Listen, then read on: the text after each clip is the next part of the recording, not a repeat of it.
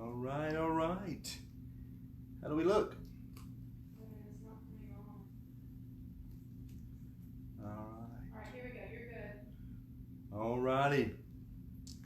Today is Thursday. It's not quite 2 o'clock so I'm going to wait a few more seconds, a few more minutes to give people opportunity. So I'll just begin just to say hello and welcome. Looking forward to having our updates as we do on Thursday. And I want to thank everyone for listening. I'm looking at my phone now and it says it is 2 o'clock. All right, I think I see that some people are now watching in, and so I want to welcome everyone. Let me start off by saying welcome everyone who's going to listen to this weekly update. For those who may just be somehow found this on your Facebook Live, just in case you don't know who I am, I'm Pastor Keith Cox at Clarksville First United Methodist Church. And every Thursday at 2 p.m., I make it a priority to take a moment and just to give you some updates, what's going on in the life of the church, give some announcements. Just want to take the opportunity to inform you some things that are happening in the life of our church. But I also want to start by saying thank you for your willingness to be flexible, for your willingness to worship in a new way, to do discipleship in a new way. It's been a joy to get very creative in how we can continue to grow in our relationship with the Lord using technology. And so this is another way that we're going to try to stay in touch with one another. Every Thursday at 2 p.m., we're just going to give an update of what's going on in the life of the church. So let me just, once again, I'm glad to see people are viewing and watching. And for those who cannot watch it at 2 o'clock, some of you will be watching this later on the YouTube or on Facebook. And so you'll have the opportunity to hear what's going on. So let me start. What did I want to start with this week? Well, I don't know this if you realize, maybe you have not realized this, but you have not heard me say anything about our church's finances, about our tithes and offerings. Now think about this for a second. The last time that we met inside the church was March the 8th. So we went 3 Sundays in March. We did not gather inside the sanctuary of the connection. We've gone through the whole month of April. So that's 7 Sundays that we have not gathered in. And when it comes to our tithes and our offering, I've got one word to say. Thankfulness. Very thankful. Or another word is blessings. We are truly blessed here at Clarksville First United Methodist Church. I want to thank everyone. We've got a lot of people giving online. We have a lot of people who are mailing back those self-addressed envelopes. It's a blessing. Every time one of our staff goes to the post office, every time we go there's an envelope with an offering check and tithe to give. So March we did great in the giving. So thank you. April was fantastic. So we sent 4 envelopes. So we actually were trying to get ahead of this. So for those who cannot give online, I just don't want to deal with online giving. We sent the envelopes for April, May, June, and July. Hopefully we won't need it all the way through July. But we were trying to get ahead of the curve. And I'm here to tell everyone, we haven't seen anything. Even on Sunday morning, we don't have a time for the offering because the church is doing what the church is supposed to do. You hear me say, or you used to hear me say on Sunday, that when everyone brings their best, God will use that and multiply that so that we can do ministry. When my family, when we bring our best financial resources, and when you and your family, and when you give your financial resources, God honors that and God blesses that. And I'm here to tell you that the budget, everything is going great. So if anyone is worried about anything, hear me say financially, we're in a very healthy place. Let me just say that. Financially, we're in a very healthy place, a good place to be financially. With that being said, you also know that starting tomorrow, May 1st, it's hard to believe that May is here. But the month of May, we're also going to use some finances to help our community for those individuals who've lost a job. And we have a Good Samaritan Fund. So we need you to continue to bring tithes and offering either online or when you send your check in through the mail. Continue to do that. But if you want to give a little extra, if you want to give above what you give to the general fund, if you want to give above what you normally do for your commitment for the year, if you want to give a little bit more than that, you can make it out to the Good Samaritan. And we've already had people do that in April. So we've already collected a nice amount of finances. And what's going to take place is we're going to partner with the radio station, 94.3. For the month of April, they partner with the chamber. We're going to partner with the radio station, and the chamber will be involved. There'll be an application process. Someone has to nominate somebody. And so we have some of those applications left over through the radio station, and then we're going to have some things on the radio, so advertisement. And what I like about this is you have to be nominated. You can't just call the church and say, I need help. We want to make sure that we're meeting some real needs in the community. So continue, please, to bring your best with your tithe and your offering through online giving, or just continue to place that check in that self-addressed envelope, place it in the mail, and go straight to a post office box. And then if you would like to give a little more, a little extra, you can make it out to the Good Samaritan Fund. In the month of May, we're going to help several individuals and families who've lost their jobs or their hours have been cut back. We're going to use the Good Samaritan Fund to help those in our community. And we're going to partner with the radio station 94.3. Also, I want to talk about our new newsletter. Every month you used to get the Grapevine. It would come in the mail to some, it would be emailed to some. And now we have a shorter version called The Branch. We started this last month, and there is The Branch, and it should be on the way in the mail. I believe it was mailed out either late yesterday or early today. And also, you'll also be receiving an email this afternoon with some more weekly announcements. Some of the things that I may not share at this time, there'll be some more announcements, and there will be an attachment of The Branch. So I encourage you. On the front is just giving you some great information, some things that the church has been doing over the last month, and some things that we're going to be doing. And on the back, we have our birthdays, anniversaries, prayer concerns. And so please, you should be getting this afternoon through email, through an attachment with some other announcements, as well as receiving this in the mail. If you do not receive this in the mail or do not get an email, please contact the church office.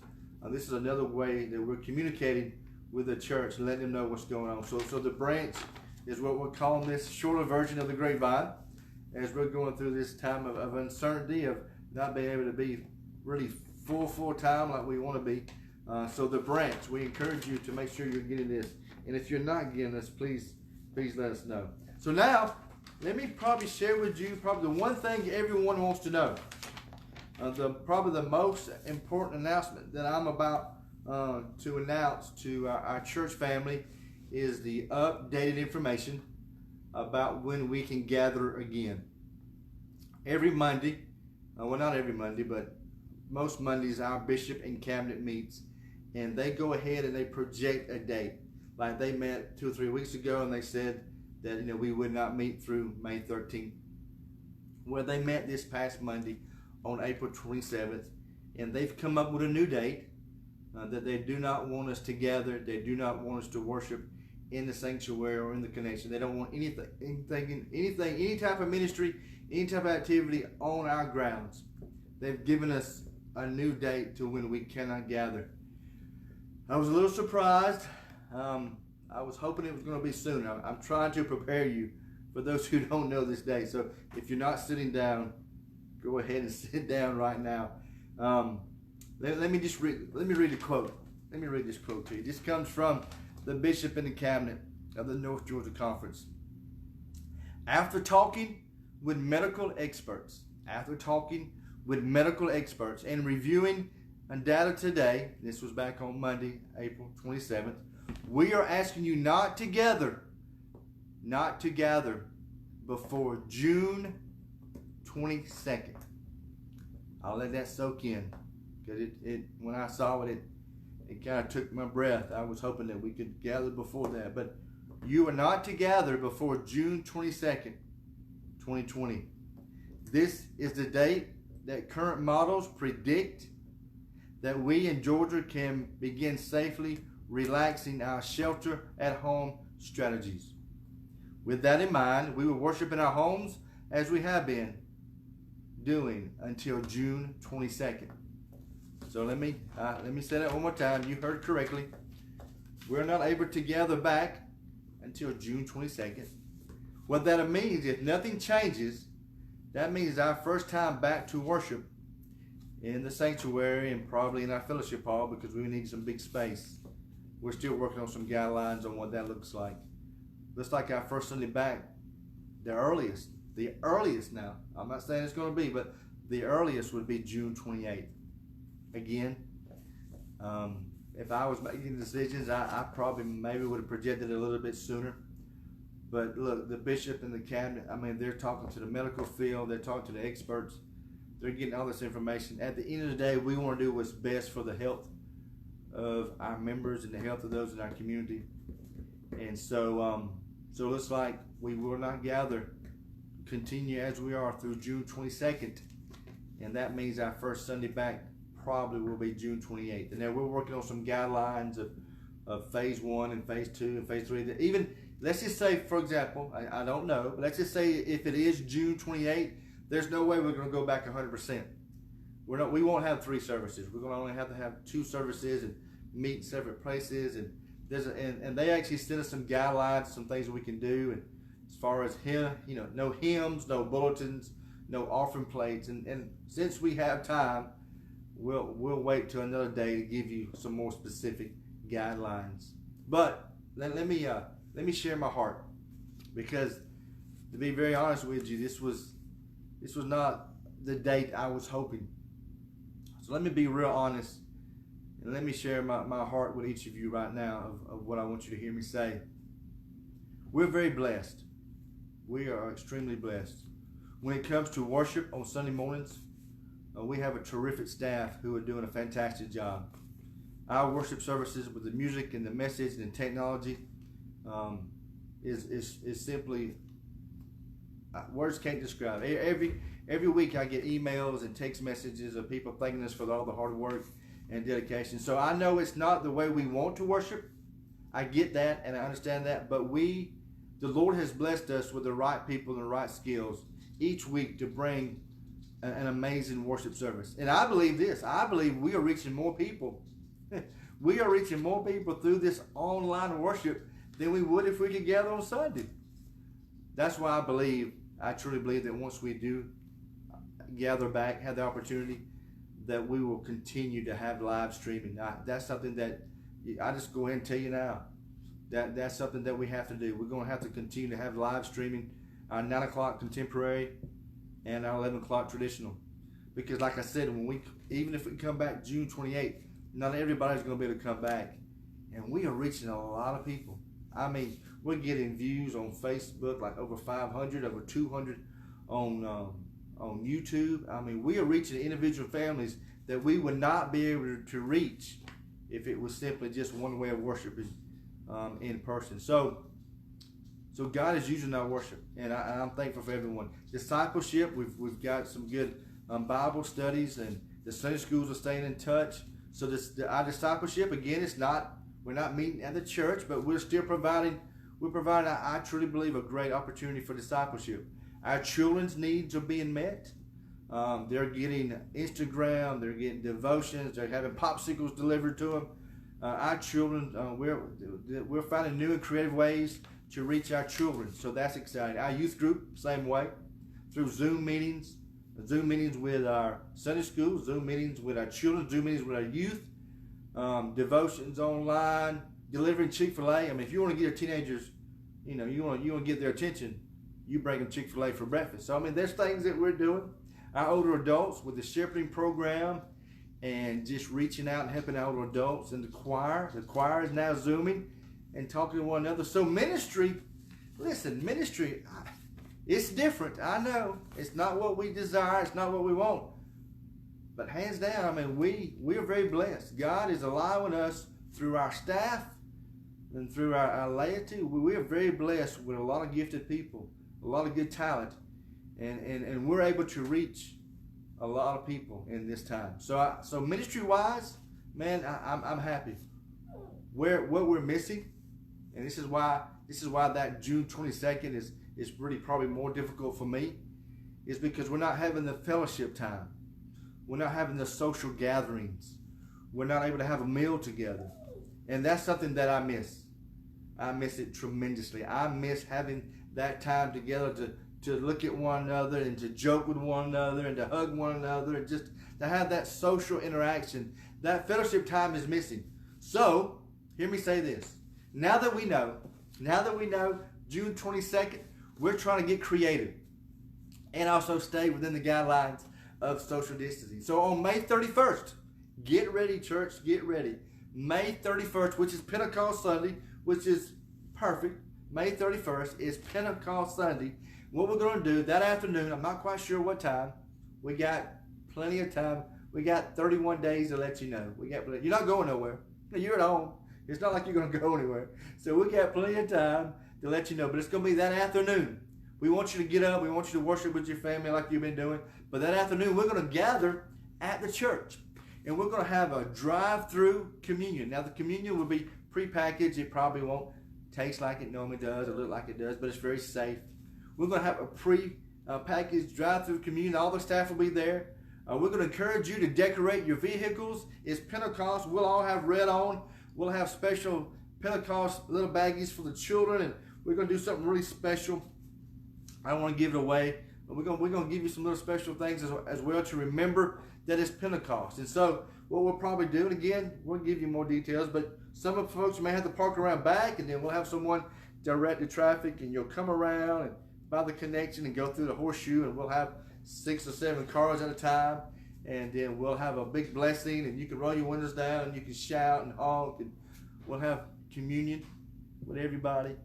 And just it's one way that we can feel like we're kind of seeing one another, because I'm telling you, the fellowship time and social gathering is missing. And then also, we're going to try to create a Zoom time. 3 different times throughout the week, we're going to try to schedule some Zoom meetings. Nothing that we won't do. It just be simply for socializing, just talking to one another, asking how people are doing. If you just want to sit there and listen to folks, if you don't have to talk, but just have an opportunity to talk to one another and at least see each other's face and ask how they're doing. So, ministry-wise, it's not what we want, but I think we're providing as a church a really good opportunity ministry-wise. And I think we're growing ministry spiritually.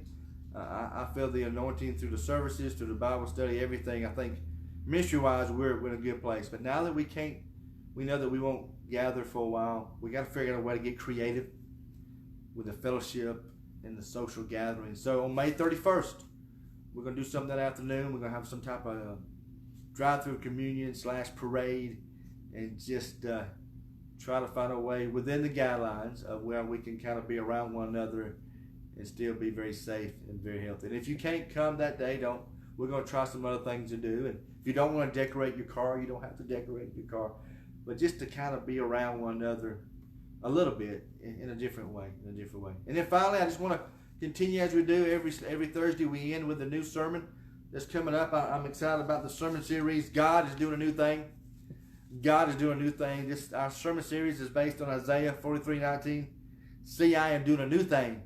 See, I am doing a new thing. Now it springs up. Do you not perceive it? I am making a way in the wilderness and streams in the wasteland. The first Sunday we talked about what it means to have a new self. Last Sunday was a new sacrifice, and then this Sunday is going to be about a new wine. A new wine. Let me read that verse to you. It comes from Luke 5:37 through 39. Hear this good news. Jesus is speaking, starting in chapter 5 of the Gospel of Luke, verse 37. And no one pours new wine into old wineskins. If he does, the new wine will burst the skins. The wine will run out, and the wineskins will be ruined. No, new wine must be poured into new wineskins. And no one after drinking old wine wants the new, for he says, the old is better. The old is better. So go ahead and continue to read that. Luke chapter 5, 37 through 39. I'll be reading that, praying over that, asking God to reveal some things to you about that as we get ready this Sunday, as we talk about how God is doing a new thing, but around this understanding what it means to have a new wine. A new wine. Also, you hear me say every week, if there's anything we can do for you, if there's a need that's not being met, I mean, we're trying our best. Hopefully you realize that our staff, we're trying to do the best that we can do to meet your ministry needs, your spiritual needs, emotional needs, physical needs, mental needs, whatever, financial needs, however we can help. That's what we're trying. But if we don't know, we cannot help you. So please email me, call me on my cell number.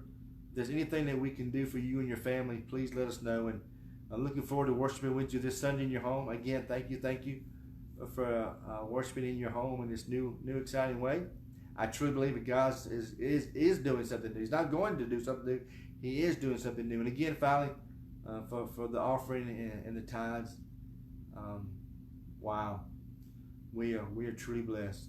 And to see how when we all bring our best, how God is using that. So just continue to bring your best in all that you do. And again, if there's anything we can do, please do not hesitate. Again, if we don't know, we can't help.